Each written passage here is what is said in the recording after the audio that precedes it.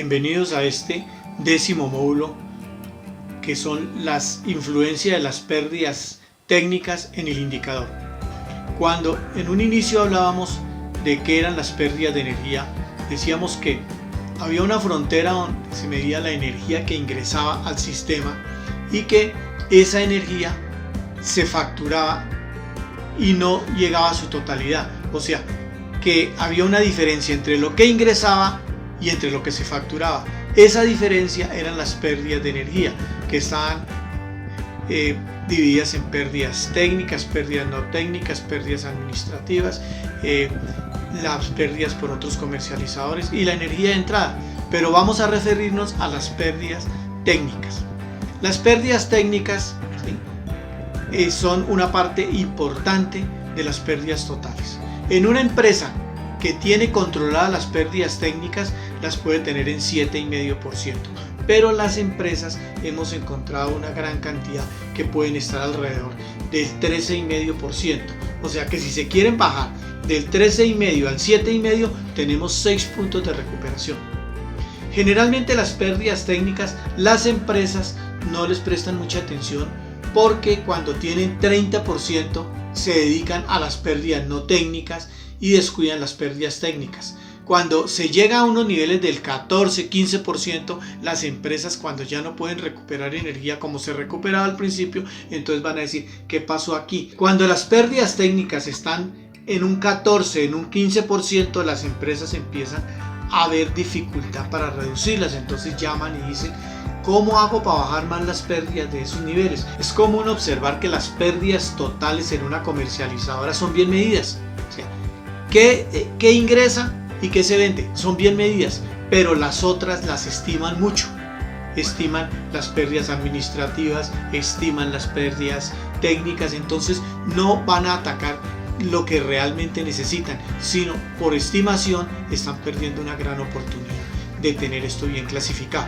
Las pérdidas técnicas son realmente las más fáciles de medir porque ya existe software especializado y las empresas en su sistema comercial ya tienen muy buena información para poder calcular o para tener muy cercano estimado el valor de lo que son las pérdidas técnicas. Las mayores pérdidas técnicas están en el nivel 1 porque allí la tensión es muy baja y al ser la tensión muy baja la corriente es muy alta, y ahorita vamos a explicar por qué tiene que ver la corriente en las pérdidas técnicas. Generalmente las empresas piensan, y es real, que invertir en pérdidas técnicas es costoso, pero ¿qué sucede? Que esa inversión en las pérdidas técnicas es inversión que no se pierde. Yo cambio el calibre de un conductor, cambio ese conductor por uno de mayor calibre, como decía, y ¿qué hace? Que eso prevalece, o sea, que eso no se va a perder, eso va a continuar ahí. Yo coloco el transformador en un centro de carga y ¿qué sucede? Que eso va a prevalecer. En cambio, las pérdidas no técnicas, si no las cuido, se perdió esa inversión. Entonces, ¿qué es lo que debemos hacer? Ir desde un principio, cuando esté yo, por ejemplo, haciendo remodelación de red, disminuyendo pérdidas técnicas. ¿Cómo disminuyo pérdidas técnicas? Las disminuyo con cambio de calibres y sobre todo el balance. Las empresas consideran que invertir en pérdidas técnicas es costoso y tienen toda la razón, pero la inversión en las pérdidas técnicas prevalece. En cambio, en las pérdidas no técnicas, si no se cuida, esos resultados se van a perder. Yo, por ejemplo, estoy cambiando red abierta por red trenzada, entonces yo puedo allá balancear cargas o yo puedo colocar transformadores en los centros de carga, entonces voy al tiempo de recuperar pérdidas no técnicas, estoy recuperando pérdidas técnicas con una baja inversión. Vamos a hacer una enumeración de las causas de las pérdidas técnicas. Las pérdidas técnicas y todas estas causas tienen muy buena literatura, o sea, se consigue muy buena literatura, al contrario de las no técnicas, donde es difícil conseguir la literatura. Aquí se consigue muy buena información en las no técnicas. Vamos a ver las no técnicas con una enumeración como les decía anterior. Primero, cargas por fase desbalanceadas. Vamos a ver eso con ejemplos acá. Transformadores que están instalados lejos del centro de carga. Puntos calientes en el sistema de distribución. Calibres inadecuados en las redes de distribución. transformadores no utilizados y conectados, transformadores no cargados al valor nominal, transformadores sobrecargados, transformadores obsoletos, gran cantidad de medidores electromecánicos aún instalados, mal factor de potencia en las redes de distribución, pérdidas verdes. O sea, vamos a hablar qué es eso de pérdidas verdes, que es un término nuevo del que se está hablando últimamente. Vamos a ver primero que todo qué son esas pérdidas técnicas. Vamos a hablar del efecto Joule. Se conoce como efecto Joule al fenómeno irreversible por el cual si por un conductor circula una corriente eléctrica, parte de la energía cinética de los electrones se transforma en calor. También se conoce como disipación de calor. ¿Qué es eso? Que los vatios que se pierden, o sea, por calor, son iguales a la corriente al cuadrado por la resistencia por el tiempo. ¿Qué son vatios? Pérdida en vatios. Y cuadrado, la corriente al cuadrado que circula por ese conductor. La resistencia son los ohmios por kilómetro y se encuentran en tablas. Anteriormente uno hablaba de que la resistencia era el ρ por la longitud sobre la sección, o sea que entre más grande fuera la sección del conductor, menor resistencia había. Entonces, pero ahora ya ahí en tablas se consigue perfectamente eso. Y lo otro es el tiempo en horas que dura la pérdida. Vamos a ver cargas por fase desbalanceadas. Balanceadas inicialmente. Un transformador de 45 kVA en una red de 140 metros. Está en un extremo y está a 140 metros. Tiene ese ramal. Está en cable 2 ceros, ¿sí? Y tiene corrientes balanceadas. Aquí para el ejemplo vamos a hablar de que tienen corrientes a 60 amperios por fase, ¿sí? Eso no sucede. Eso sucede en el laboratorio y a veces en un motor por ahí que encuentran las corrientes balanceadas. De lo contrario, las corrientes no son tan iguales. Cuando las corrientes están balanceadas, por el neutro va a encontrarse cero en corriente. Para estos ejemplos vamos a hablar de unos ejemplos que se tomaron con cargas promedio, ¿sí? Ya hoy en día es muy fácil porque usted tiene medidores donde puede tener las cargas cada 15 minutos la información, entonces puede bajar o puede colocar analizadores de redes y con estos puede obtener un valor bien exacto. Pero aquí vamos a ver es para el efecto, y vamos a ver es qué daño le van a hacer a la red. La resistencia óhmica de 2 ceros es 0,424 ohmios por kilómetro cuadrado, ¿sí?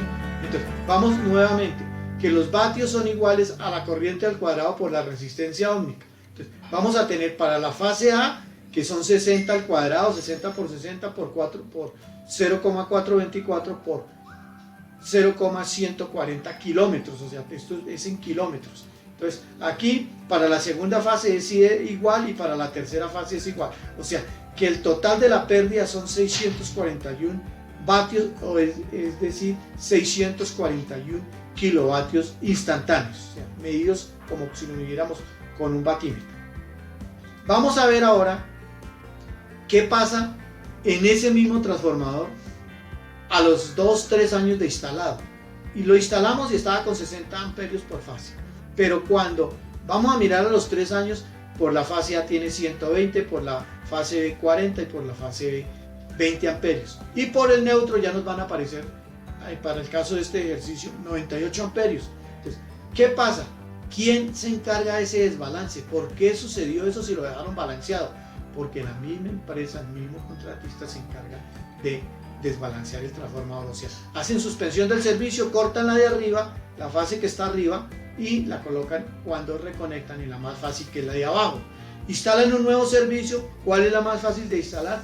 La de abajo, la fase que se encuentra abajo, y sobre todo cuando hay red abierta, ¿sí? Entonces ahí se ocasiona un desbalance que es producto del mismo trabajo de las electrificadoras y de las empresas contratistas. Entonces, vamos a mirar con ese nuevas cargas que se tomaron, que son 120 amperios. Entonces por la primera fase 120 amperios al cuadrado por punto 24 da 854 vatios de pérdida.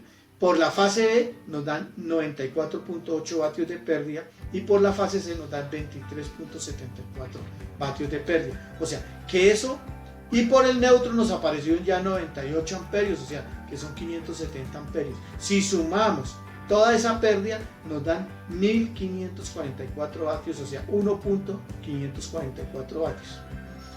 Entonces, en el circuito balanceado teníamos que había 0,641 kilovatios y en el desbalanceado ya mire se nos subió a 1544 kilovatios de pérdida. Entonces mire lo que ocasiona que se haya desbalanceado un circuito. Ahora, en el balanceado tenemos que las pérdidas en el mes serían 0.641 kilovatios por 720 horas que tiene el mes, o sea el mes tiene 24 horas por 30 días, eso da 720 horas, o sea tendríamos una pérdida en el circuito balanceado de 462 kilovatios hora por mes. Eso sería aparentemente una pérdida normal. Y en un circuito desbalanceado tendríamos 1.544 kilovatios, ¿sí?, por 720 horas al mes, o sea tendríamos 1112 kilovatios hora mes. O sea, mire, de 462 kilovatios al desbalancearse el circuito ya se nos sube a 1112 kilovatios hora mes. Vamos a ver el primer transformador que estaba balanceado, pero estaba con un ramal, solo un ramal de 140 metros. Vamos a colocar el transformador en el centro de carga, o sea vamos a dejar 70 metros de un ramal y 70 metros para el otro ramal, ¿sí? O sea, dos ramales de 70 metros, el mismo conductor, el ramal de 30, el ramal de 30 también, el ramal A de 30 y el ramal B de 30.